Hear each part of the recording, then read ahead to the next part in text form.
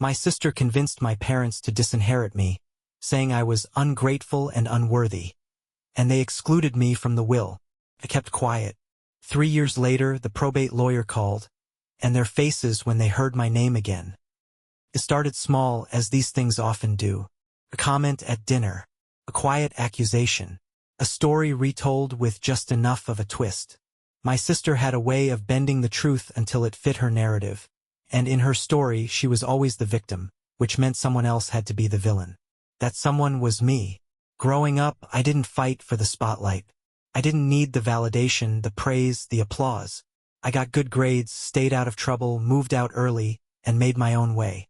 She, on the other hand, made noise. Drama followed her like perfume. Arguments with teachers, tears in the hallway, storming out of the house and blaming everyone else. My parents always forgave her. They said she was emotional, sensitive, just going through a phase. But that phase never ended. When we got older, she learned a new trick: manipulation. She'd twist conversations, selectively share half-truths, and always paint herself as the misunderstood hero. She'd call my parents crying, saying I was distant, cold, selfish. She'd remind them how I never visit, how I think I'm better than them. At first, they didn't believe her, but over time, doubt grows roots. One day, my mother called me and asked, "Why don't you care about this family anymore?" That question didn't come from her. It came from my sister's voice, wearing my mother's mouth. I realized then I had already been put on trial, and I had been convicted in absentia. The last time we were all in the same room, it was for my father's birthday. I brought him a gift, an old photo of him and me fishing when I was 10. I had it restored and framed. He barely looked at it, just nodded. Meanwhile, she gave him some flashy gadget he didn't need, and he laughed like it was the greatest thing ever. That night, I overheard them talking in the kitchen. I wasn't supposed to hear it. "She's always been there," my mom said. "Even when she messes up, at least she shows up. And he just judges us from a distance," my dad added. "Doesn't even want to be part of this family." I left early. No one noticed. A few months later, I got the call. "We've made some decisions about the will," my father said.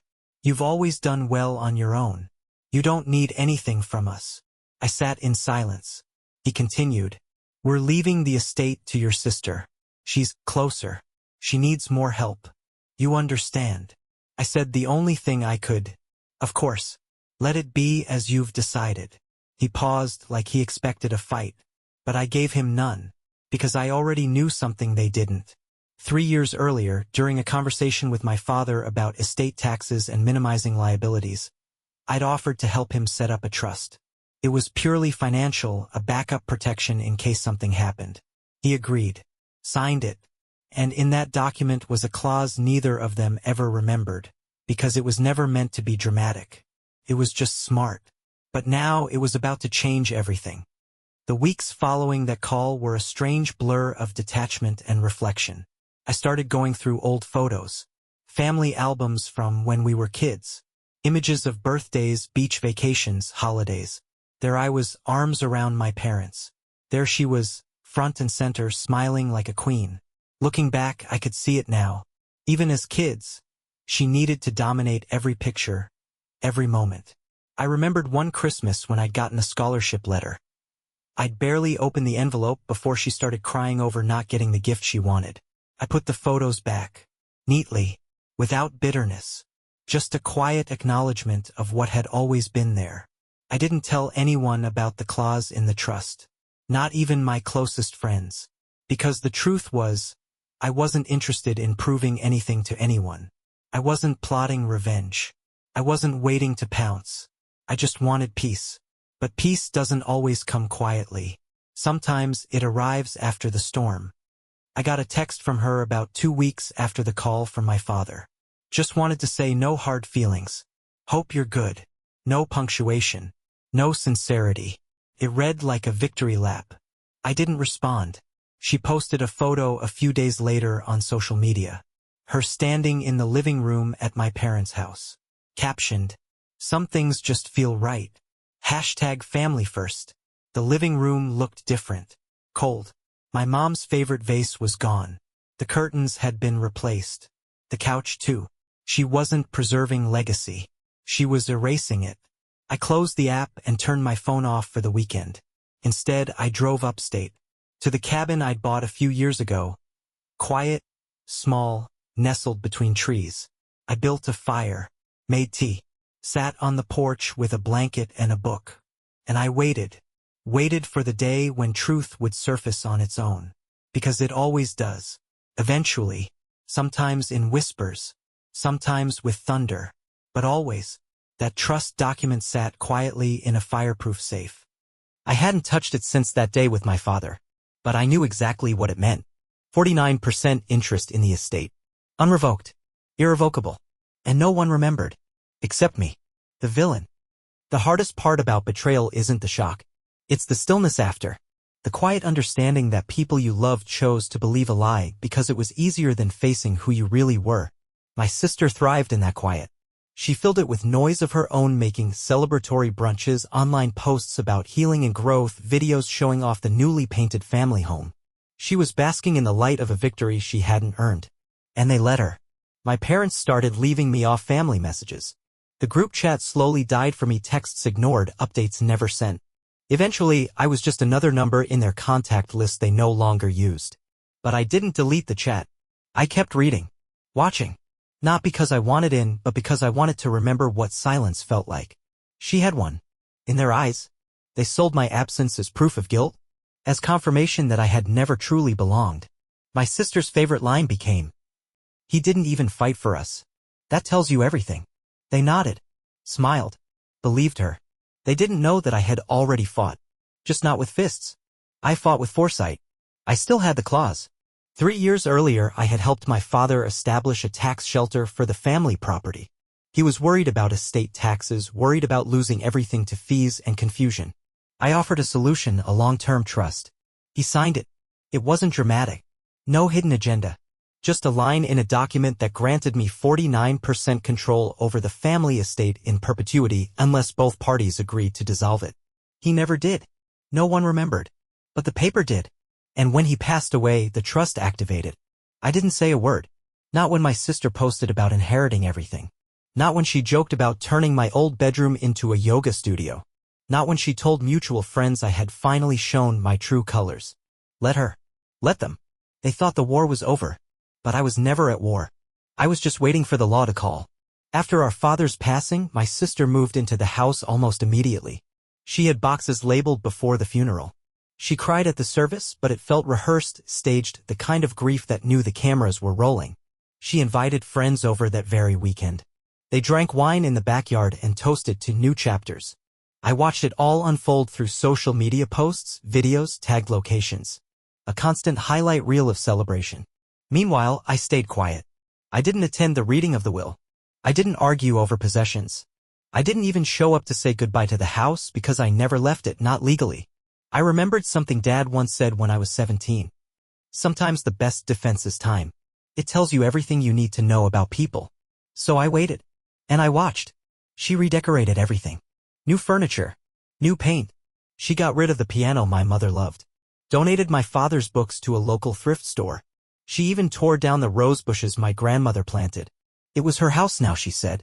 But it wasn't. Not entirely. And definitely not forever. 6 months after the funeral, I visited my lawyer again. Just to check in.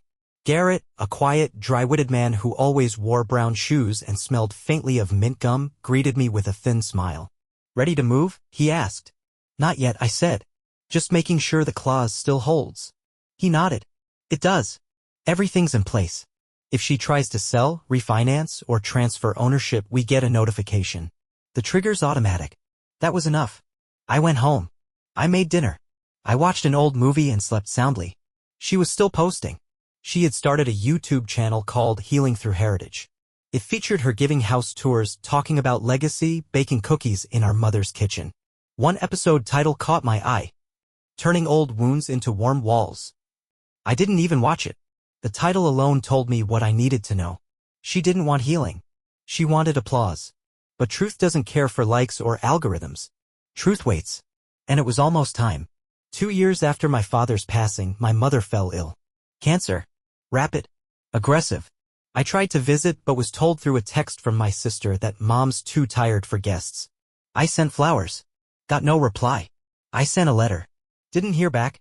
Then she was gone. I didn't attend the funeral.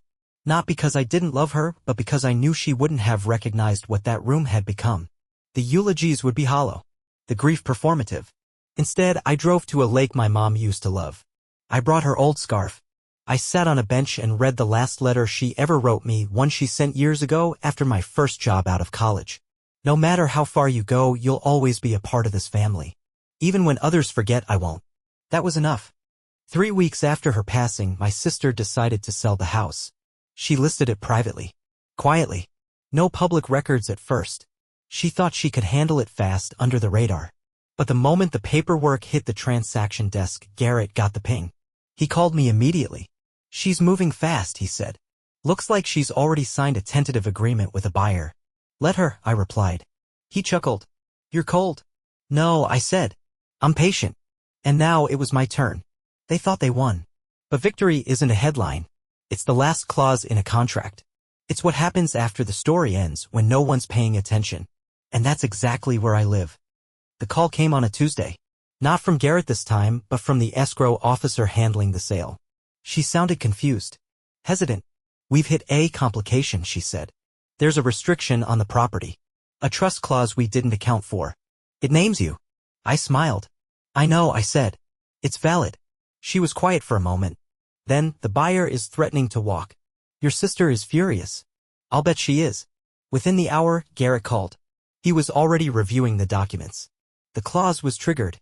My 49% share could not be overridden, ignored, or bypassed. "I assume you don't want to waive it?" he asked. I didn't answer right away.